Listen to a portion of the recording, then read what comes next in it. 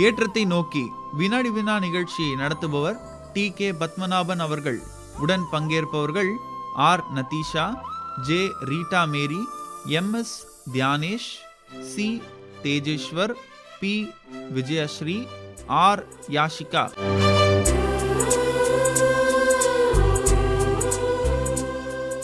வணக்கம் நேயர்களே.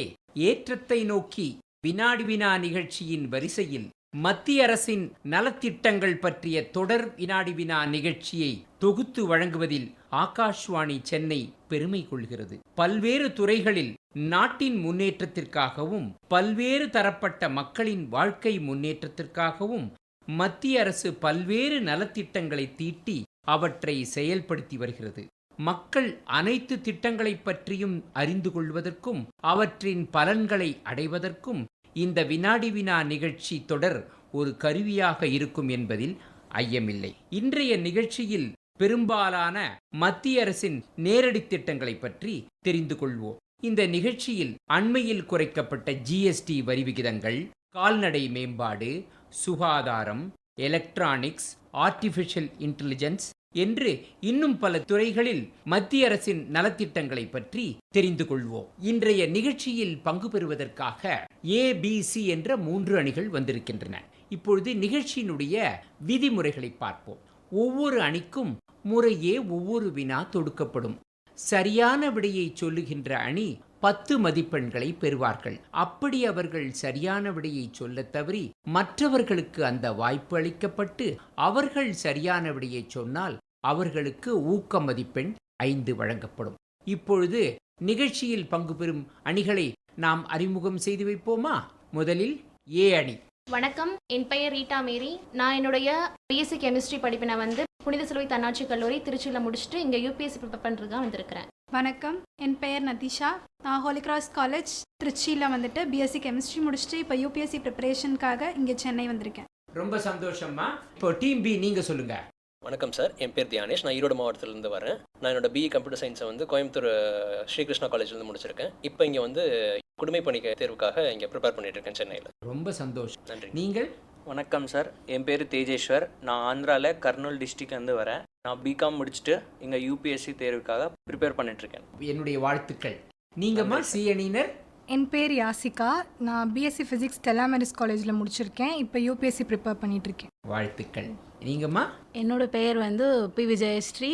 நான் பிஎஸ்சி மேத்தமேட்டிக்ஸ் விருதுநகர் டிஸ்ட்ரிக்டில் ஸ்ரீ காளீஸ்வரி காலேஜில் முடிச்சுட்டு இப்போ சென்னையில் இருந்து யூபிஎஸ்சி எக்ஸாமுக்கு ப்ரிப்பேர் பண்ணிகிட்ருக்கேன். ரொம்ப சந்தோஷம். நேராக நிகழ்ச்சிக்கு போகலாமா? முதல் ரவுண்டு இது ஒரு எக்ஸ்பான்ஷன். நான் அப்ரிவேஷன் சொல்லுவேன், நீங்கள் எக்ஸ்பான்ஷன் சொல்லணும். சரியா? முதல் கேள்வி ஏ அணிக்கு. அதித்தி, ADEETIE, அதித்தி, இதனுடைய எக்ஸ்பான்ஷன் என்ன? ஏசிங் டெவலப்மெண்ட் ஃபார் இன்னோவேட்டிவ் டெக்னாலஜிஸ் ஐடெக்ஸ். இல்லை கரெக்டாக சொல்லலை நீங்கள். ADEETIE. சரி, பரவாயில்ல. பி அணியினர் நீங்கள் சொல்லுங்கள். Assistance in deploying energy efficiencies technologies in industries and establishments. Superb, excellent. உங்களுடைய கரவொலியை அவருக்கு பரிசாக தாருங்கள். பி அணியினருக்கு உங்களுடைய கரவொலியை பரிசாக தாருங்கள். நன்றி. ரொம்ப அழகாக சொல்லியிருக்காரு. வாழ்த்துக்கள். பி அணியினர் 5 ஊக்க மதிப்பெண்ணை பெறுகின்றார்கள். சரிங்களா? நீங்கள் கரெக்டாக சொன்னதுக்காக உங்களுக்கு 5 ஊக்க மதிப்பெண். இப்பொழுது கேள்வி பி அணியினருக்கு அவர்கள் முறையிலேயே வருகின்றது. UIDAI சொல்லுங்க. இதனுடைய எக்ஸ்பான்ஷன் UIDAI. சரி, இப்போ வாய்ப்பு சி அணியினருக்கு கொடுக்கலாமா? சரி, சி அணியினர் நீங்கள். Unique identification authority of India. மிகச் சரியான விடை. பாராட்டுதல்கள். சி அணியினர் 5 மதிப்பெண்களை பெறுகிறார்கள். பாராட்டுதல்கள். இப்பொழுது அடுத்த கேள்வி சி அணியினருக்கு அவர்கள் முறையிலேயே வருகிறது. சமீர், SAMEER, சமீர், இதனுடைய விரிவு என்ன? Society for applied microwave electronics engineering and research. மிகச் சரியாக சொல்லியிருக்கின்றார். உங்களுடைய முறையிலே நீங்கள் சொல்லியிருக்கீங்க இல்லையா? உங்களுக்கு 10 முழு மதிப்பெண்கள். நான் சரியா இன்னொரு வாட்டி சொல்கிறேன். Society for applied microwave electronics engineering and research. இதன் கிளை சென்னையில் CIT கேம்பஸ் தரமணியில் உள்ளது. முதல் ரவுண்டு ரொம்ப அழகாக எல்லாருமே ஆன்சர் பண்ணியிருக்கீங்க. இப்போ 2வது ரவுண்டுக்கு போகலாமா? 2வது ரவுண்டு ஒரு விவசாயம்ன்றது நம்ம நாட்டுக்கு எவ்வளோ முக்கியம்ன்றது உங்களுக்கு எல்லாம் தெரியும். அதில் மிக அற்புதமான திட்டங்களை எல்லாம் மத்திய அரசு விவசாயிகளுக்கு கொடுத்து வருகிறது. முதல் கேள்வி வந்து ஏ அணிக்கு. நல்லா கேளுங்கம்மா. நடப்பு விவசாய ஆண்டில் விவசாய உற்பத்தி எவ்வளவு மில்லியன் டன்களாக நிர்ணயிக்கப்பட்டுள்ளது? 2025 செப்டம்பர் மாதம் வரைக்கும் பார்த்தோம்னா 353. இல்லை, இலக்கு இந்த வருஷத்துக்கு இலக்கு அவங்க டார்கெட் என்ன? இவ்வளோ ப்ரொடக்ஷன் நம்ம எடுக்கணும், இவ்வளோ விவசாயம் பண்ணணும் அப்படின்ட்டு எவ்வளோ மில்லியன் டன்? 353.96 million ton. 353.96. சரியா? கிட்டத்தட்ட சொல்லியிருக்காங்க, பட் இன்னும் கொஞ்சம் கரெக்டாக சொல்லணும். பி அணியினர் நீங்கள் சொல்லுங்கள், கரெக்டாக சொல்லுங்கள். 350 மில்லியன் டன் சார். 350. நீங்கள் சி அணியினர்? 354.06. இல்லை 24-25 ஆண்டின் விவசாய உற்பத்தி 353.96 மில்லியன் டன்களாக இருந்தது. அப்பொழுது இலக்கு வந்து 341.55 மில்லியன் டன்னாக இருந்த இலக்கை அவர்கள் 353.96 என்று முடித்தார்கள். இப்போ 24-25 இந்த வருஷம் வந்து 362.96 மில்லியன் டன்கள் தான் நம்முடைய இலக்காக நிர்ணயிக்கப்பட்டிருக்கு. சரியா? இதில் யாருக்கும் மார்க்கு கொடுக்க முடியல. அடுத்த கேள்விக்கு போலாமா? பி அணியினருக்கு. மத்திய அரசின் கோபர்தன் திட்டம் எந்த துறையை சார்ந்தது? GOBAR சொல்லுங்க. கோபர்தன் வந்து பார்த்தீங்கன்னா சார், கோபார் கேஸை வந்து நம்ம வேஸ்ட்ல இருந்து வெல்த்தா மாற்றுறதுக்காக மத்திய அரசு வந்து கொடுக்குற ஒரு திட்டம். மிகச் சரியாக சொல்லியிருக்கிறார். பி அணியினர் 10 முழு மதிப்பெண்கள் பெறுகிறார்கள். தாவரங்கள் அல்லது விலங்குகளிலிருந்து உருவாகும் கழிவுகளை கொண்டு பயோகேஸ் போன்ற எரிபொருள்களை தயாரிக்கும் திட்டம் தான் கோபர்தன் என்கின்ற திட்டமாகும். இப்பொழுது சி அணியினருக்கு அடுத்த கேள்வியை நல்லா கேளுங்கம்மா. National centre for organic and natural farming, தேசிய இயற்கை மற்றும் இயற்கை வேளாண்மை, ரொம்ப முக்கியம் இல்லையா இயற்கை வேளாண்மைன்றது. அந்த இயற்கை வேளாண்மை மையத்தின் தலைமையகம் எந்த இடத்தில் இருக்கிறது இந்தியாவில்? National centre for organic and natural farming, இதன் தலைமையகம் எங்கு இருக்கிறது? காசியாபாத், உத்தரப்பிரதேஷ். காசியாபாத். மிக அழகாக சொல்லியிருக்கிறார். காசியாபாத். சி அணியினர் அவர்களுக்கு 10 முழு மதிப்பெண்கள். காசியாபாத் உத்தரப்பிரதேசத்தில் டெல்லிக்கு அருகாமையில் இருக்கிறது. ரொம்ப அழகாக சொல்லியிருக்கீங்க. அடுத்த சுற்றுக்கு போகலாமா? இந்த சுற்று வந்து ஜிஎஸ்டி, எல்லாரும் மக்கள் ரொம்ப பரவலாக பேசி கொண்டிருக்கின்ற ஜிஎஸ்டியினுடைய வரி விகிதங்கள் குறைப்பு இல்லையா? அதை பற்றி நம்ம தெரிஞ்சுக்கணும், கண்டிப்பாக நேயர்களும் தெரிஞ்சுக்கணும். முதல் கேள்வி வந்து ஏ அணியினருக்கு. பள்ளி மற்றும் கல்லூரி மாணவர்களுக்கான நோட்டு புத்தகங்கள், கிராஃப் புத்தகங்கள், பென்சில்கள், கலர் பென்சில்கள், அச்சடிக்கப்பட்ட நாட்டின் வரைபடங்கள், மேப்பு, ஷார்ப்னர்கள் போன்றவைகளுக்கு ஜிஎஸ்டி வரி விகிதம் எத்தனை சதவீதத்திலிருந்து எத்தனை சதவீதமாக குறைக்கப்பட்டுள்ளது? எல்லாருக்குமே வந்துட்டு கல்வி ஈஸியாக கிடைக்கணும் அப்படின்றதுக்காக நில் ஜிஎஸ்டி முன்னாடி வந்துட்டு 12%. கரெக்ட். 12%, முழுமையான வரி விலக்கு அளிக்கப்பட்டிருக்கிறது. ஏ அணியினர் 10 மதிப்பெண்களையும் பெறுகிறார்கள். சரியா? பாராட்டுதல்கள்மா. இப்ப அடுத்த கேள்வி பி அணியினருக்கு. காற்றாலை உற்பத்தி எந்திரங்களின் விண்ட் எனர்ஜி ஜிஎஸ்டி வரி விகிதம் எத்தனை சதவீதத்திலிருந்து எத்தனை சதவீதமாக குறைக்கப்பட்டிருக்கிறது? 12 5%. மிக அழகாக பி அணியினரும் 10 முழு மதிப்பெண்களை பெறுகிறார்கள். அவர்களுக்கு நம்முடைய பாராட்டுதல்கள். இப்போ அடுத்தது வந்து சி அணியினருக்கு. ரொம்ப ஈஸியான கேள்விதான். சமையல் உபகரணங்களாக பயன்படும் பிரஷர் குக்கர் மற்றும் தையல் இயந்திரங்கள், இந்த ரெண்டுக்கும் ஜிஎஸ்டியினுடைய வரி விகிதம் எவ்வாறு குறைக்கப்பட்டிருக்கிறது? தையல் இயந்திரங்கள் வந்துட்டு 5% இப்போ குறைச்சிருக்காங்க. சரி. அப்புறம் சொல்லுங்க, ட்ரை பண்ணுங்க. இல்லை நீங்க சொல்லுங்கம்மா. ஏ அணியினர். ப்ரெஷர் குக்கருமே 5% குறைச்சிருக்காங்க. ப்ரெஷர் குக்கருமே 5% தான். ரெண்டுமே 12% இருந்தது. அது வந்து 5%ஆக குறைக்கப்பட்டிருக்கிறது. சி அணியினரும் ஏ அணியினரும் தலா 5 மதிப்பெண்களை பெறுகிறார்கள். சரியா? இது வந்து ஒரு மத்திய அரசினுடைய முக்கிய திட்டங்களை பற்றிய ஒரு சுற்றாகும். முதல் கேள்வி வந்து ஏ அணிக்கு. இதை நல்லா கேளுங்க. இந்தியாவின் உள்கட்டமைப்புகளை மேம்படுத்துதல், இணைப்பை அதிகரித்தல் மற்றும் தளவாட செலவுகளை குறைத்தல், லாஜிஸ்டிக் காஸ்ட், ஒரு இடத்துல இன்னொரு இடத்துக்கு டிரான்ஸ்போர்ட் போகுது இல்லையா, அந்த காஸ்ட் எல்லாம் குறைக்கிறது ஆகியவற்றை நோக்கமாக கொண்ட திட்டத்தின் பெயர் என்ன? இந்த திட்டம் சாலைகள், ரயில்வே நிலையங்கள், விமான நிலையங்கள், துறைமுகங்கள் போன்ற பல்வேறு போக்குவரத்து துறைகளை ஒன்றிணைக்கும் ஒரு தேசிய திட்டமாகும். இந்த திட்டத்துக்கு பெயர் என்ன? பிரதான் மந்திரி ஆவாஸ் யோஜனா. இல்ல அது ஆவாஸ் யோஜனா இல்ல. நீங்கள் சி அணியினர்? நேஷ்னல் ஜியோஸ்பேஷியல் இல்ல அது இல்ல. சரியான விடையை சொல்லிடுறேன். பிஎம் கதி சக்தி திட்டம், அதுதான் இந்த திட்டத்தோட பேரு. இந்த திட்டத்தை இதுல யாருக்கும் மார்க் இல்ல. இந்த திட்டத்தின் மூலம் விநியோக சங்கிலியை மேம்படுத்துதல், பொருளாதார வளர்ச்சியை தூண்டுதல், உற்பத்தி துறைக்கு போட்டித்தன்மையை வழங்குதல் போன்ற நன்மைகள் கிட்டும். சரிங்களா? இப்ப அடுத்த கேள்வி பி அணியினருக்கு வருகிறது. நல்ல கேளுங்க. பிரதான் மந்திரி வனபந்து கல்யாண் யோஜனா திட்டம் யாருடைய முன்னேற்றத்திற்கானது? ட்ரைபல் பீப்புளுக்காக. மிகச் சரியான ட்ரைபல் பீப்புள். பி அணியினருக்கு 10 முழு மதிப்பெண்கள். பழங்குடியினரின் வாழ்க்கை தரத்தை முன்னேற்றுவதற்கான திட்டமாகும். இத்திட்டத்தின் முக்கிய நோக்கங்கள் பழங்குடியினரின் குழந்தைகளுக்கு தரமான கல்வி வசதி ஏற்படுத்துதல், பழங்குடியினருக்கு வேலைவாய்ப்பை ஏற்படுத்தி கொடுத்தல், பழங்குடியினரின் வாழ்வு முன்னேற தரமான சாலைகள் அமைத்தல், குடிநீர் வசதி ஏற்படுத்துதல், வீடுகளை கட்டி கொடுத்தல், மின் இணைப்பு ஏற்படுத்தி கொடுத்தல் போன்ற அடிப்படை வசதிகளை செய்து தருவதாகும். அவர்களின் பண்பாட்டையும் கலாச்சாரத்தையும் பேணி காத்தலும் இத்திட்டத்தின் முக்கிய நோக்கமாகும். இப்போ அடுத்த கேள்வி சி அணியினருக்கு வருகின்றது. மிஷன் சக்தி என்பது யாருக்கான திட்டம்? முயற்சி பண்ணுங்க. இப்போ வாய்ப்பு நம்ம ஏ அணிக்கான கொடுக்கலாமா? Woman sir. ஏதாவது ஒன்று சொல்லுங்க. உமன்றது ரைட்டு, வேற என்ன? அவங்க லைவ்லிஹுட்டை இன்க்ரீஸ் பண்ற. ஓரளவுக்கு சொல்லிட்டீங்க, இன்னும் கொஞ்சம். எம்ப்ளாய்மெண்ட். இல்லை, நீங்க ட்ரை பண்றீங்களா? நான் உங்களுக்கு மார்க் தரேன். நீங்கள் பி அணியினர் woman empowerment. Super. So C அணியினர் 5 மதிப்பெண்களும் பி அணியினர் 5 மதிப்பெண்களும் பெறுகின்றார்கள். பெண்கள் பாதுகாப்பு, பெண்களுக்கு சம உரிமை அளித்தல், பெண்களுக்கு அதிகாரம் அளித்தல் போன்றவைகளை உள்ளடக்கிய திட்டமே மிஷன் சக்தியாகும்.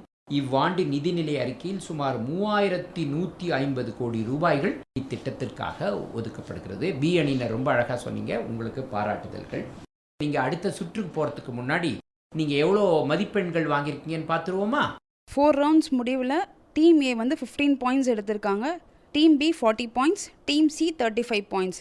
டீம் பி 40 பாயிண்ட்ஸ் எடுத்து லீடிங்கில் இருக்காங்க, followed by team C with 35 points. D அணியினர் 40 மதிப்பெண்களை பெற்று முன்னிலையில் இருக்கிறார்கள் என்று சொன்னார் மதிப்பீட்டாளர். சி அணியினர் அவர்களுக்கு மிக அருகாமலே 35 மதிப்பெண்கள் பெற்றிருக்கின்றார்கள். ஏ அணியினர் 15 மதிப்பெண்களை பெற்றிருக்கிறார்கள்.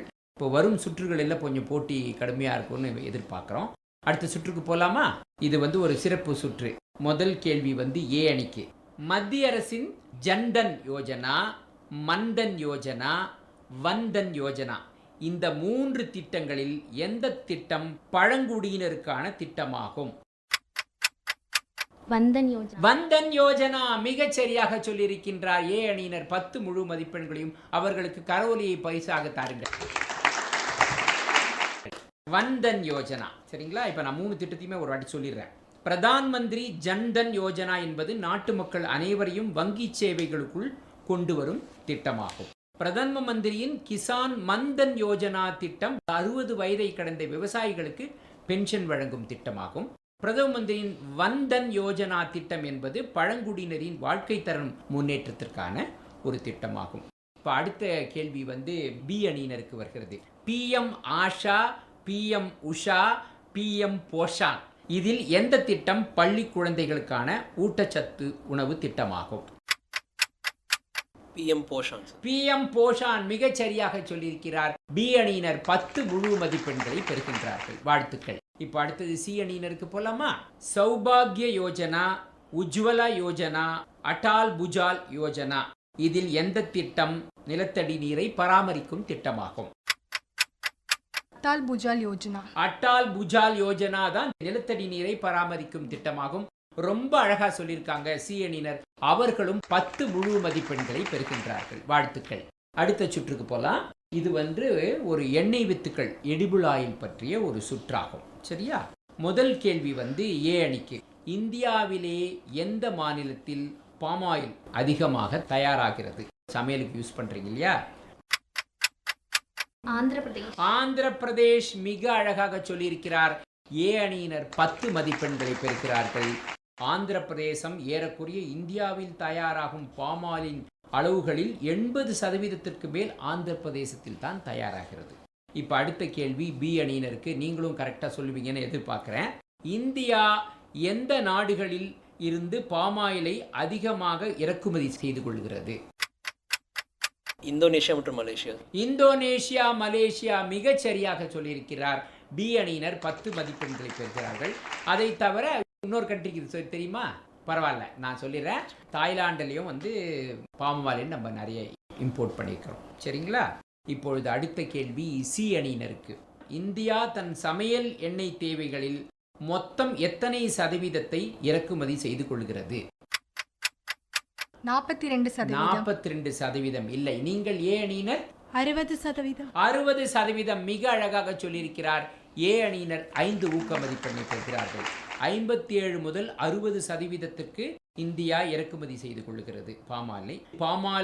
பாமாயில், சோயாபீன் ஆயில், சூரியகாந்தி எண்ணெய் ஆகியவை அடங்கும். சரிங்களா? அடுத்த சுற்றுக்கு போகலாம். இப்போ வந்து இந்த சுற்று வந்து ஒரு புது சுற்று. சரிங்களா? பொதுவான சில கேள்விகள். முதல் கேள்வி வந்து ஏ அணிக்கு. நல்லா கேளுங்கம்மா, கேள்வியை நல்லா கேளுங்க. நாட்டின் நிலப்பதிவுகளை, லேண்ட் ரெக்கார்ட்ஸ், புதுப்பித்து அவற்றை டிஜிட்டல் மயமாக்குதல், நாட்டின் புவிசார் தரவுகளை மேம்படுத்துதல், உள்கட்டமைப்பு வரைபடங்களை நவீனமாக்குவதற்கும் மத்திய அரசால் கொண்டு வரப்பட்ட இயக்கத்தின் பெயர் என்ன?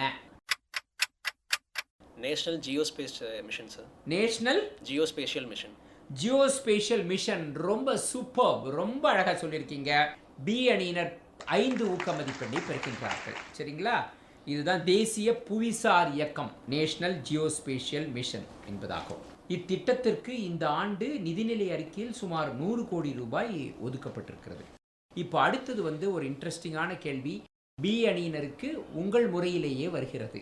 இந்தியாவில் ஐஐடி மற்றும் ஐஐஎம்கள் இரண்டும் அமைந்துள்ள நகரங்கள் எவை எவை? அகமதாபாத் சார். அகமதாபாத்தில் வந்து ஐஐஎம் இருக்கு, ஐஐடி கிடையாது. சரி, இப்போ நம்ம வாய்ப்பு சி அணியினருக்கு கொடுக்கலாமா? நீங்கள் சொல்லுங்கள் மேடம். ஹைதராபாத். மும்பை. ஒன்று கரெக்டாக சொல்லிட்டீங்க. சரி, மும்பை. அதை தவிர வேற ஏதாவது நீங்கள் சொல்லுங்கள். சி அணியினர். டெல்லியில் இல்லை. டெல்லியில் வந்து ஐஐஎம் இல்லை, ஐஐடி இருக்குது, ஐஐஎம் இல்லை. மும்பை சொல்லிட்டாங்க இவங்க. கவுஹாத்தி. இந்த 4 இடத்துல தான் ஐஐஎம் அண்ட் ஐஐடி ஒரே சிட்டியில் இருக்குது. 5 ஊக்க மதிப்பெண்களை கொடுக்கலாம் சி அணியினருக்கு. மும்பைன்னு சொல்லியிருக்கீங்க இல்லையா, உங்களுக்கு ஒரு 5 ஊக்க மதிப்பெண்கள். இப்போ அடுத்த கேள்வி சி அணியினருக்கு அவர்கள் முறையிலேயே வருகிறது. ரொம்ப முக்கியமான கேள்வியுமா இது. புதுப்பிக்கத்தக்க அல்லது மரபுசாரா எரிசக்திகளின் மூலம் பெறப்படும் மின்சார சக்தியின் அளவை 2030க்குள் எத்தனை ஜிகாவாட்டுகளுக்கு உயர்த்த இந்தியா இலக்கு நிர்ணயித்துள்ளது? 500 ஜிகாவாட். சூப்பர், ரொம்ப அழகா சொல்லியிருக்கீங்க.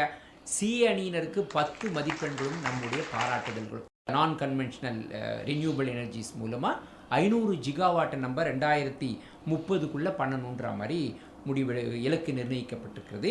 இப்போ வந்து அதனுடைய கெப்பாசிட்டி 226 ஜிகாவாட். சரிங்களா? இப்போ நம்ம அடுத்த சுற்றுக்கு போகலாமா? இது வந்து கால்நடைகள் மேம்பாடு பற்றிய ஒரு சுற்றாகும். முதல் கேள்வி ஏ அணியினருக்கு. நல்லா கேளுங்கம்மா. ராஷ்ட்ரிய கோகுல் மிஷன் என்பது எதை குறிக்கிறது? ராஷ்ட்ரிய கோகுல் மிஷன் என்பது எதை குறிக்கிறது? ராஷ்ட்ரிய கோகுல் மிஷன் வந்து பார்த்தோம்னா இண்டிஜினஸ் போவைன் ப்ரீட்ஸ், அதாவது கேட்டில் அப்புறம் பஃபலோ ரெண்டையுமே வந்து பார்த்தோம்னா கன்சர்வ் பண்ணணும், டெவலப் பண்ணணும், மில்க் ப்ரொடக்ஷனை இன்க்ரீஸ் பண்ணணும் அப்படிங்கிறது. ஏ அணியினர் 10 மதிப்பெண்கள் கொடுத்துருங்கம்மா. நான் இன்னும் கொஞ்சம் தெளிவாக சொல்கிறேன். உள்நாட்டு மாடு மற்றும் எருமை இனங்களின் மேம்பாடு, பாதுகாப்பு மற்றும் அவற்றின் பால் உற்பத்தி மற்றும் உற்பத்தி திறனை அறிவியல் ரீதியாக அதிகரிப்பதற்காக தொடங்கப்பட்ட இயக்கம் தான் ராஷ்ட்ரிய கோகுல் மிஷன் என்பதாகும். சரிங்களா? இப்போ அடுத்தது வந்து நம்ம பி அணியினருக்கு போகலாம். பசு ஔஷதி ஸ்கீம் என்னும் திட்டம் எதற்கானது? கால்நடைகளின் health sir. Health and welfare sir. Health and welfare. Okay. நியூட்ரிஷன்றது ஹெல்த் தான் முக்கியமா? அந்த ஹெல்த்துக்காக என்ன கொடுப்பாங்க அதுக்கு? Medicine sir. மெடிசன். ரொம்ப அழகாக சொல்லியிருக்கீங்க. மெடிசன். 10 மார்க் உங்களுக்கு. விவசாயிகளுக்கு மலிவு விலையில் உயர்தர பொதுவான கால்நடை மருந்துகள் மற்றும் இன கால்நடை மருந்துகளை வழங்குவதை நோக்கமாக இந்த திட்டம் கொண்டுள்ளது. இந்த மருந்துகள் பிரதான் மந்திரி கிசான் சம்ருத்தி கேந்திரியாக்கள் மூலமும் மற்றும் கூட்டுறவு சங்கங்களால் நிறுவப்பட்ட பசு ஔஷதி கேந்திரியாக்கள் மூலமும் விற்கப்படுகின்றன. சரிங்களா? இப்போ அடுத்த கேள்வி சி அணியினருக்கு. Centre of excellence for animal husbandry இந்த மத்திய அரசு நிறுவனம் எந்த நகரத்தில் உள்ளது? இப்பொழுது வாய்ப்பு ஏ அணியினருக்கு. Centre of excellence for animal husbandry Karnataka. கர்நாடகாவில் எந்த சிட்டி சொல்லுங்க? மார்க் கொடுக்க முடியாது. பெங்களூர் நகரத்தில் தான் centre of excellence for animal husbandry இருக்கு. Department of animal husbandry and dairy அந்த டிபார்ட்மெண்ட் கீழே இந்த சென்டர் வருது. எவ்வளோ மதிப்பெண்கள் வாங்கியிருக்கீங்கன்ட்டு மதிப்பீட்டாளர் இப்போ சொல்லுவார்கள். 8 ரவுண்ட்ஸ் முடிவில் டீம் ஏவோட score 50 points, team B 75 points, team C 60 points. Team B 75 points எடுத்து ஃபர்ஸ்ட் பிளேஸில் இருக்காங்க, followed by team C 60 points. 75 மதிப்பெண்களை பெற்று பி அணியினர் முன்னிலையில் இருக்கிறார்கள். சி அணியினர் 60 மதிப்பெண்கள் வாங்கியிருக்கீங்க. ஏ அணியினர் 50 மதிப்பெண்களை பெற்றிருக்கிறார்கள். வாழ்த்துக்கள். முதல் சுற்று இதே இப்போ அந்த மத்திய அரசினுடைய அலுவலகங்கள்லாம் எங்கே இருக்குது என்னன்றதெல்லாம் நீங்கள் தெரிஞ்சுக்கணும். நேயர்களுக்கும் அவங்கள ஏதாவது அணுகிறதுக்கு வசதியாக இருக்கும். சென்னையில் என்னென்ன இருக்குது அதெல்லாமும் நம்ம தெரிஞ்சுக்கிறது நல்லது தான் இல்லையா? இப்போ நம்ம முதல்ல ஏ அணிக்கு போகலாம். National institute of wind energy இந்தியாவில் எந்த நகரத்தில் உள்ளது? இதனுடைய முன்னாடி பெயர் சிவெட்னு சொல்லுவாங்க. சிவெட்னா அதாவது centre for wind energy technology. இது எங்கே இருக்குது? National institute of wind energy India முழுமைக்கும் ஒரு இடத்துல இருக்குது. அது எந்த நகரத்தில் இருக்குது? முயற்சி பண்ணுங்க. ஏ அணியினர் இந்தியாவில் எந்த நகரம்? சரி, இப்பொழுது பி அணியினருக்கு நீங்கள் முயற்சி பண்ணுங்க. ஆந்திர பிரதேஷ். இல்லை, ஆந்திர பிரதேஷ் தவறான விடை. நீங்கள்? சென்னை. சென்னை மிகச் சரியான விடை. அந்த national institute of wind energy சென்னையில் தான் இருக்கு. மிக அழகாக சொல்லியிருக்கிறார். சி அணியினர் 5 ஊக்க மதிப்பெண்களை பெறுகிறார்கள். இது 1998ஆம் ஆண்டு நிறுவப்பட்டது. இது சென்னையில் பள்ளிக்கரணை பகுதியில் வேளச்சேரி தாம்பரம் நெடுஞ்சாலையில் உள்ளது. காற்றாலை பற்றிய பல்வேறு ஆராய்ச்சிகளை இந்த நிறுவனம் செய்வதோடு காற்றாலை உற்பத்தியாளர்களுக்கும் பேருதவி செய்கிறது. இது காற்றாலை பரிசோதனை நிலையம் ஒன்றையும் கயத்தாறுவில் இந்த இடத்துல நிர்வகித்து வருகின்றது. இப்போ அடுத்த கேள்வி பி அணியினருக்கு போலாமா? National institute of solar energy இது இந்தியாவில் எந்த நகரத்தில் உள்ளது? காற்றாலை, சோலார் எனர்ஜி இதெல்லாம் மிக அற்புதமாக போய்கிட்டு இருக்கு. இன்ஃபேக்ட் சோலார் எனர்ஜியில் 100 ஜிகாவாட்டே நம்ம அச்சீவ் பண்ணிட்டோம். சரிங்களா? இப்போ அதனுடைய national institute of solar energy எங்கே இருக்குன்றது நீங்கள் தெரிஞ்சுக்கணும். சொல்லுங்கள். பி அணியினர்? ஜெய்ப்பூர். ஜெய்ப்பூர் தவறான விடை. நீங்கள்? சி அணியினர்? குருகிராம்ல. குருகிராம் அது எந்த ஸ்டேட்டை சேர்ந்தது? குருகிராம் சரியான விடை. ஹரியானா மாநிலத்தில் குருகிராம் எனப்படும் நகரத்தில் குவால்பஹ்ரி என்னும் இடத்தில் இது இருக்கின்றது. இது ministry of new and renewable energy என்னும் அமைச்சகத்தின் கீழ் செயல்படுகிறது. சூரிய சக்தி மூலம் மின் உற்பத்தி செய்யும் முறைகளை பற்றி பயிற்சி அளித்தல், சூரிய சக்தி மின்கலன்களை பரிசோதித்தல், சூரிய சக்தியின் மின் உற்பத்தியை ஊக்குவித்தல் போன்ற பல்வேறு செயல்பாடுகளை இது செய்து வருகின்றது. இப்போ அடுத்த கேள்வி சி அணியினருக்கு. Institute of teaching and research in Ayurveda எங்க இருக்கு? நீங்க முயற்சி பண்றீங்களா? ஏ அணியினர்? இப்போ வாய்ப்பு பி அணியினருக்கு கொடுக்கலாமா? இல்லை ஏ அணியினர் நீங்களே முயற்சி பண்றீங்களா? முயற்சி பண்ணுங்க. ஹிமாச்சல் பிரதேஷ். இல்லை, ஹிமாச்சல் பிரதேசம் தவறான விடை. நீங்கள்? பி அணியினர்? உத்தரப்பிரதேஷில் இருக்கு. உத்தரப்பிரதேசம் தவறான விடை. இப்போ நான் சரியான விடையை சொல்கிறேன். குஜராத்தில் ஜாம் நகரில் இந்த institute of teaching and research in Ayurveda உள்ளது. இது தேசிய முக்கியத்துவம் வாய்ந்த ஒரு கல்வி நிறுவனமாக மத்திய அரசால் அங்கீகரிக்கப்பட்டுள்ளது. அதாவது இன்ஸ்டிடியூட் ஆஃப் நேஷனல் இம்பார்ட்டன்ஸ் இல்லையா அப்படின்னு சில இதெல்லாம் ஐஐடி, ஐஏஎம் அதெல்லாம் வரும்.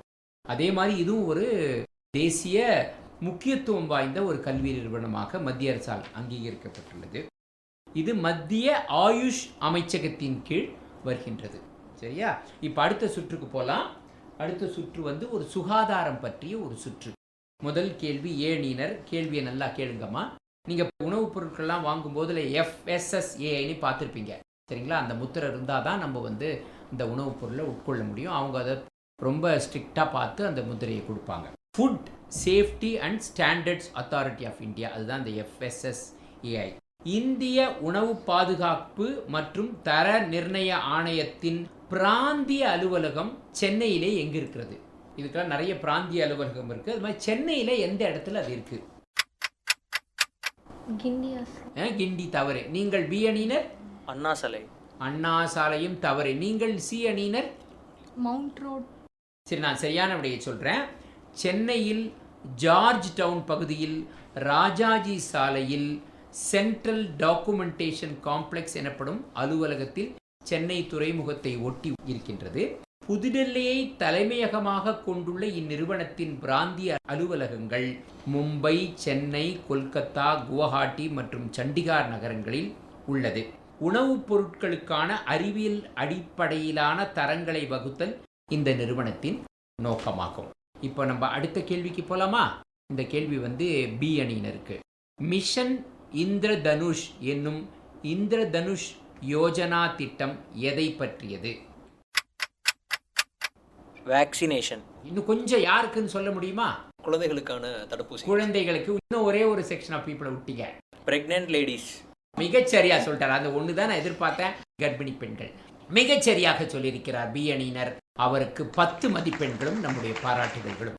மத்திய அரசின் இத்திட்டம் குழந்தைகள் மற்றும் கர்ப்பிணி பெண்கள் போன்ற பிரிவினரை நோய்களிலிருந்து காப்பாற்ற அவர்களுக்கு போடப்படும் தடுப்பூசி திட்டமாகும்.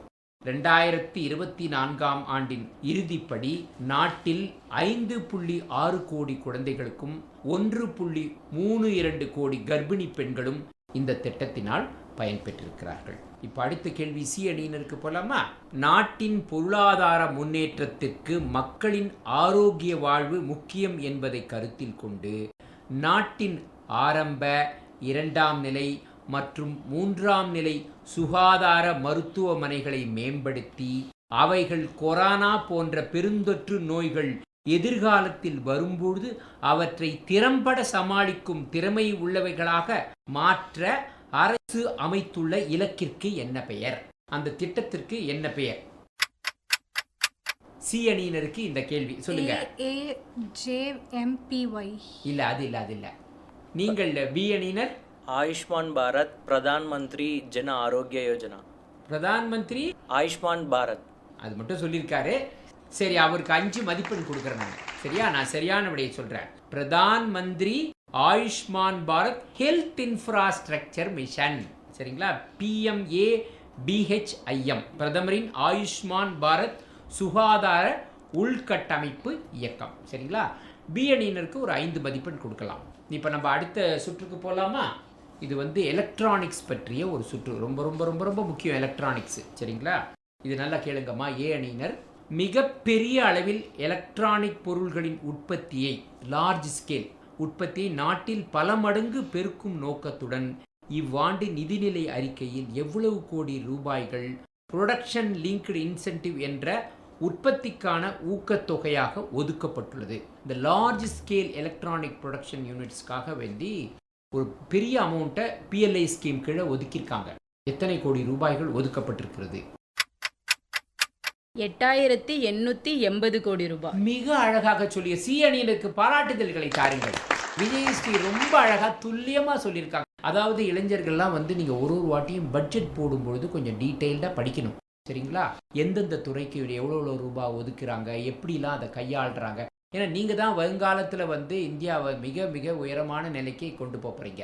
ரொம்ப பாராட்டுதல்கள். 8885 கோடிகள். பரவாயில்ல, நோ ப்ராப்ளம். உங்களுக்கு 5 ஊக்க மதிப்பெண்கள் இல்லையா? சந்தோஷம். அடுத்தது பி அணியினருக்கு இப்பொழுது வாய்ப்பு. நல்லா கேளுங்க. எலக்ட்ரானிக்ஸ் மற்றும் தகவல் தொழில்நுட்பத்தில் பல்வேறு ஆராய்ச்சிகளை மேற்கொள்ளும் CDAC நிறுவனம் ஆர்டிஃபிஷியல் இன்டெலிஜென்ஸ் எனப்படும் செயற்கை நுண்ணறிவு, governance, quantum technology, digital India போன்ற துறைகளில் ஆராய்ச்சிகளை மேற்கொண்டு வருகிறது. இந்த நிறுவனம் 12 நகரங்களில் கிளை நிறுவனங்களை அமைத்திருக்கிறது. இந்த CDAC. சென்னையில் இந்த கிளை எங்க இருக்கு? தரமணி சார். மிக அழகாக சொல்லியிருக்கிறார் பி அணியினர். அவருக்கு 10 முழு மதிப்பெண்கள். சென்னையில் தரமணியில் தான் இருக்குது இந்த CDAC-உடைய கிளை நிறுவனம். சென்னையில் தரமணியில் டைடல் பார்க் வளாகத்திலே இது இருக்கின்றது. இப்போ அடுத்த கேள்வி சி அணியினருக்கு போலாமாம்மா? இதுவும் ஒரு முக்கியமான கேள்வி. இந்திய அரசுக்கு சொந்தமான செமிகண்டக்டர் ஆராய்ச்சி கூடம், செமிகண்டக்டர் லெபார்டரி எங்குள்ளது? பஞ்சாப்ல எந்த இடத்துல? மொஹாலி. மிகச் சரியான விடை. சி அணியினர் அவர்களுடைய முறையிலேயே மிக அழகாக சொல்லி 10 முழு மதிப்பெண்களை பெறுகிறார்கள். அவர்களுக்கு நம்முடைய பாராட்டுதல்கள். இப்ப அடுத்த சுற்றுக்கு போகிறதுக்கு முன்னாடி இது வரைக்கும் எவ்வளோ மார்க்குகள் வாங்கியிருக்கீங்கன்னு பார்த்துருவோமா? 12 ரவுண்ட்ஸ் முடிவில் டீம் ஏ வந்து 50 பாயிண்ட்ஸ் எடுத்திருக்காங்க, team B 95 points, team C 90 points. Team B 95 points எடுத்து லீடிங்கில் இருக்காங்க, followed by team C with 90 points. 95 மதிப்பெண்களை பெற்று பி அணியினர் முதல் இடத்தில் இருக்கிறார்கள். சி அணியினர் மறுபடியும் பழையபடி அவங்க ரொம்ப க்ளோஸாக வந்துட்டாங்க, 90 மதிப்பெண்களோடு 2ஆம் இடத்திலே இருக்கிறார்கள். ஏ அணியினர் இந்த கடைசி 4 சுற்றில் மார்க் ஒன்றும் வாங்கலை நீங்கள், அதனால் இந்த வாட்டி கண்டிப்பாக நீங்கள் வாங்கணும், இன்னும் வர சுற்றுகளில் வாங்கணும், சரிங்களா? 50 மதிப்பெண்கள் பெற்றிருக்கிறீர்கள். இப்போ வர சுற்றுகளில் நீங்கள் இன்னும் நிறைய மதிப்பெண்கள் பெறணும் என்பது எங்களுடைய ஆசை. வாழ்த்துக்கள். அடுத்த ரவுண்டுக்கு போகலாமா? இந்த ரவுண்டு ஒரு புது சுற்று ஆகும், சரிங்களா? முதல் கேள்வி வந்து ஏ அணியினருக்கு ரொம்ப முக்கியமான ஒரு கேள்வி. இது தனிநபர் காப்பீட்டிற்கு செலுத்தப்படும் பிரீமியம் தொகைக்கான ஜிஎஸ்டி எத்தனை சதவீதத்திலிருந்து எத்தனை சதவீதமாக குறைக்கப்படுகிறது? இந்த டேர்ம் லைஃப் இன்சூரன்ஸ்னு சொல்லுவாங்க. 12% 5% குறைக்கப்பட்டது. இல்லை, தவறான விடை. நீங்கள் பி அணியினர் 12% 0%. இல்லை, எதுலேருந்து எதுவாக குறைச்சிக்கிறது ரெண்டுமே கரெக்டாக சொல்லணும் நீங்கள், சரியா? இப்பொழுது சி அணியினருக்கு வாய்ப்பு. 18 12 குறைஞ்சிருக்கு. ஏதாவது ஒன்றுத்தில் மிஸ்டேக் பண்ணிடுங்க. இவங்களுக்கு பி அணியினருக்கு வேணால் ஒரு 5 மதிப்பெண் கொடுக்கலாம். 0ன்னு சொன்னீங்க இல்லையா நீங்கள், அதனால் அவங்களுக்கு வேணால் ஒரு 5 மதிப்பெண் கொடுக்கலாம். 18 0. முதல்ல 18% இருந்தது டேர்ம் லைஃப் இன்சூரன்ஸுடைய ஜிஎஸ்டி, இப்போ 18 0 வரி விலக்கு. அதனால் வந்து பி அணியினருக்கு 5 ஊக்க மதிப்பெண்கள், ரொம்ப முக்கியமான ஒரு. அதே மாதிரி ஹெல்த் இன்சூரன்ஸுக்கும் வந்து ப்ரீமியத்துக்கு 18 0 குறைச்சிருக்காங்க. சரி, இப்போ அடுத்த கேள்வி பி அணியினருக்கு அவர்கள் முறையிலேயே வருகின்றது. நல்லா கேளுங்க.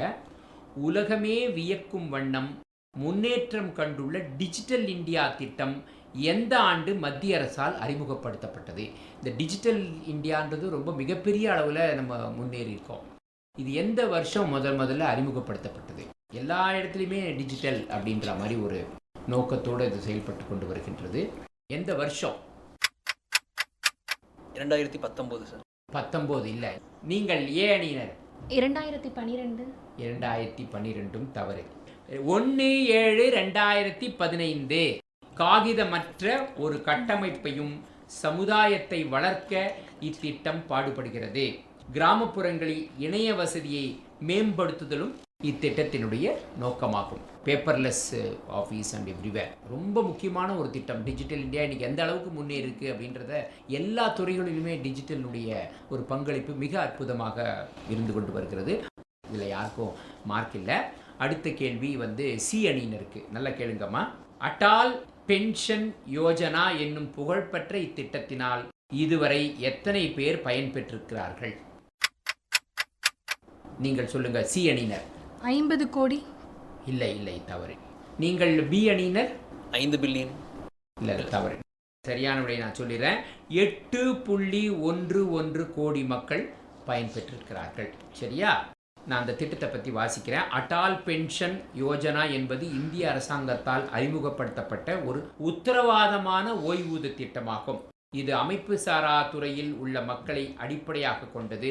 18 வயதிலிருந்து 40 வயது வரை இத்திட்டத்திலே சேரலாம். தங்கள் ஓய்வூதியத்திற்கேற்ப அவர்கள் செலுத்தும் தொகை நிர்ணயிக்கப்படுகிறது.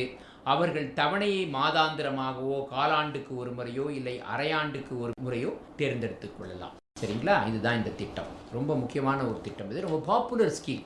இப்போ நம்ம அடுத்த சுற்றுக்கு போகலாமா? இந்த சுற்று வந்து நிதி ஒதுக்கீடு, அதே மாதிரி எவ்வளோ ஃபண்ட் அதுக்கு அலோகேட் பண்ணுறாங்க. ஏஐ, இப்போ இன்னைக்கு எங்கே பார்த்தாலும் ஏஐ தான் இல்லையா? இந்தியா ஏஐ மிஷன் என்னும் திட்டத்திற்கு இந்த ஆண்டு நிதிநிலை அறிக்கையில் எத்தனை கோடி ரூபாய்கள் ஒதுக்கப்பட்டிருக்கிறது?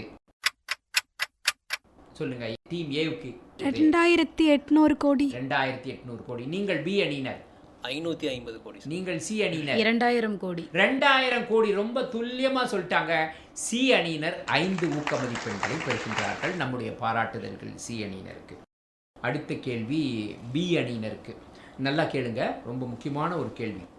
இந்தியாவில் செமிகண்டக்டர் உற்பத்தி செய்யும் ஆலைகளை அமைக்கவும் அவைகள் உற்பத்தியை தொடங்கி தடையின்றி கொண்டு செல்வதற்கும் அவர்களை ஊக்கப்படுத்துவதற்கும் காட்சி உற்பத்தியை டிஸ்பிளே மேனுஃபேக்சரிங், சரியா, அதை மேம்படுத்துவதிலும் டிஸ்பிளே மேனுஃபேக்சரிங் ஈகோசிஸ்டத்தை ஊக்குவிக்கவும் இந்தியா இவ்வாண்டு எத்தனை கோடி ரூபாய்களை நிதிநிலை அறிக்கையில் ஒதுக்கியுள்ளது? 2600 கோடி சார். இல்லை, நீங்கள் சி அணியினர். அப்ராக்சிமேட்டாக 2800 சம்திங். இல்லை, நீங்கள் ஏ அணியினர். 2800 கோடி. இல்லை, நான் கரெக்டான விடையை சொல்லிடுறேன். 7000 கோடி ரூபாய்கள் இந்த திட்டத்திற்காக இந்த ஆண்டு நிதிநிலை அறிக்கையில் ஒதுக்கப்பட்டிருக்கிறது. சரியா? இப்போ அடுத்தது வந்து சி அணிக்கு போகலாம். கேள்வி: இந்த ஆண்டு நிதிநிலை அறிக்கையில் எத்தனை கோடி ரூபாய் டிஜிட்டல் இந்தியா திட்டங்களுக்கு ஒதுக்கப்பட்டிருக்குது? இப்போ தான் நம்ம டிஜிட்டல் இந்தியாவை பற்றி பேசணும். எவ்வளோ ஒரு முக்கியமான ஸ்கீம் இல்லையாது? அதுக்காக எவ்வளவு கோடி ரூபாய்கள் இந்த ஆண்டு நிதிநிலை அறிக்கையில் ஒதுக்கப்பட்டது? 100 கோடி. இல்லை, தவறு.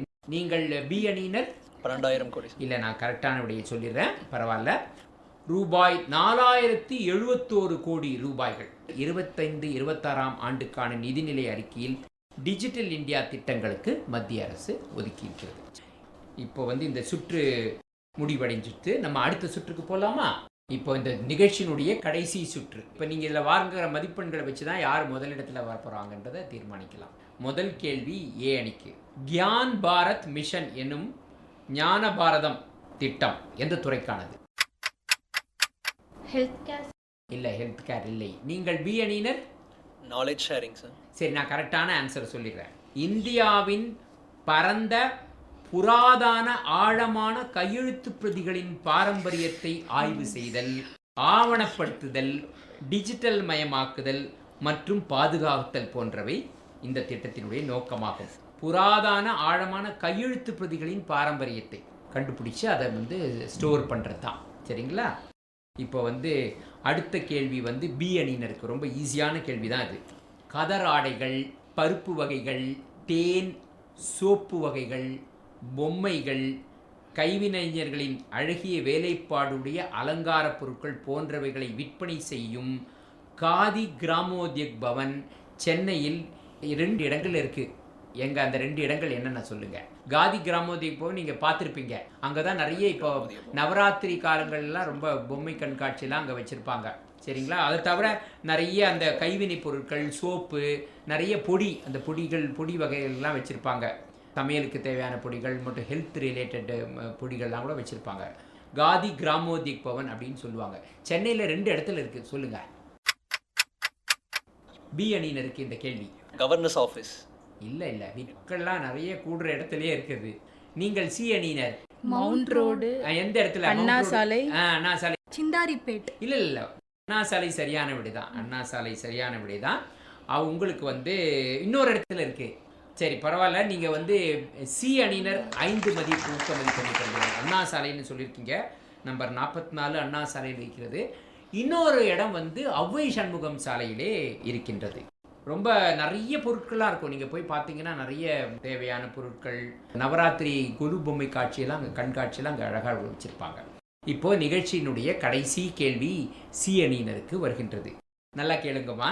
தேசிய தொழில்சார் ஜவுளி திட்டம் என்பது எத்தகைய ஆடைகளை குறிக்கிறது? நேஷனல் டெக்னிக்கல் டெக்ஸ்டைல் மிஷன் அது எந்த பர்டிகுலராக எந்த ஆடைகளை குறிக்கிறது? கதர் ஆடை. கதர் ஆடைகள் இல்லை. நீங்கள் சொல்லுங்க. ஏ அணியினர் முயற்சி பண்ணுங்க. சரி, இப்போ வாய்ப்பை பி அணியினருக்கு கொடுப்போமா? பட்டு சார்ந்த ஆடைகள் சார். இல்லை. சரி, நான் சரியான விடையை சொல்லிடுறேன். சரியா? தொழில்சார் அல்லது தொழில்நுட்ப ஜவுளிகள் என்பது தோற்றத்திற்காக இல்லாமல் குறிப்பிட்ட செயல்பாடுகள் மற்றும் செயல்திறனுக்காக தயாரிக்கப்படும் துணிகளாகும். இவைகள் விவசாயம், கட்டுமானத்துறை, துப்புரவு மற்றும் சுகாதார பணியாளர்கள், பாதுகாப்பு துறையினர் போன்றவர்கள் பயன்படுத்தும் ஆடைகளாகும். இந்த ஆடைகள் நடைமுறை சிக்கல்களிலே இருந்து அவர்களை காக்கிறது. ரொம்ப முக்கியமான கிளாத்ஸ் இதெல்லாம். அது தயாரிக்கிறதுக்கு முன்னேற்றம் பண்ணணுன்றதுக்காக தான் இந்த நேஷனல் டெக்னிக்கல் டெக்ஸ்டைல் மிஷன் என்று திட்டம் தொடங்கப்பட்டு அது பணியாற்றி வருகின்றது. நிகழ்ச்சியினுடைய முடிவுக்கு வந்துட்டோம். எவ்வளோ மதிப்பெண்கள் யார் பெற்றிருக்காங்க, யார் முதலிடத்தில் இருக்காங்க அப்படின்றத பார்த்துடலாம். 15 ரவுண்ட்ஸ் முடிவில் டீம் ஏ 50 பாயிண்ட்ஸ் எடுத்திருக்காங்க. டீம் பி 100 பாயிண்ட்ஸ், டீம் சியும் 100 points, team B and C same points. இப்பொழுது நிகழ்ச்சியினுடைய முடிவை மதிப்பீட்டாளர் கூறினார். ஸோ 100 மதிப்பெண்களை பி அணியினர் மற்றும் சி அணியினர் இருவருமே பெற்று இருவருமே முதல் இடத்துக்கு வந்திருக்கிறார்கள். நம்முடைய பாராட்டுதல்கள், வாழ்த்துக்கள். நிகழ்ச்சியில் மிகவும் ஆர்வத்தோடு பங்கு பெற்றீர்கள். சில கேள்விகளுக்கெல்லாம் ரொம்ப துல்லியமாகவும் பதில் சொன்னீங்க. ரொம்ப சந்தோஷம். அதே நேரத்தில் இந்த நிகழ்ச்சி கேட்டுக்கொண்டிருக்கின்ற நேயர்கள் அனைவருக்கும் பல முக்கியமான தகவல்களை தந்திருக்கும் என்பதிலே எந்த விதமான ஐயமும் இல்லை. நிகழ்ச்சியில் ஆர்வத்தோடு பங்கு பெற்ற உங்கள் அனைவருக்கும் நன்றி, வணக்கம்.